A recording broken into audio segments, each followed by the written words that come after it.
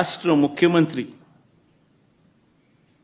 5 సంవత్సరాలు బ్రహ్మోత్సవాలలో తిరుమల తిరుపతి దేవస్థానానికి వస్త్రాలు సమర్పించిన నేను, ఇన్నిసార్లు తిరుమల తిరుపతి దేవస్థానానికి వెళ్ళిన నేను, ఈరోజు తిరుమల తిరుపతి దేవస్థానానికి నేను రాకూడదట, పోకూడదట. కారణం ఏమిటంటే నా మతమట. నేను అడుగుతా ఉన్నా, నా మతం ఏమిటి, నా మతం ఏమిటి అని అడుగుతా ఉన్నారు.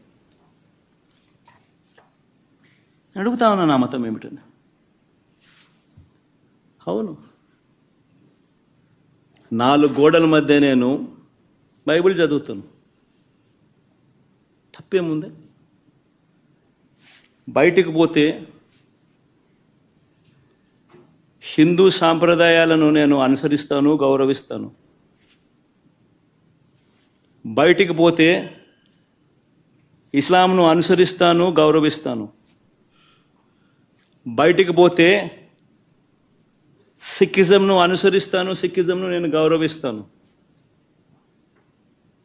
నా మతం ఏమిటని అడుగుతా ఉన్నారు. నా మతం మానవత్వం.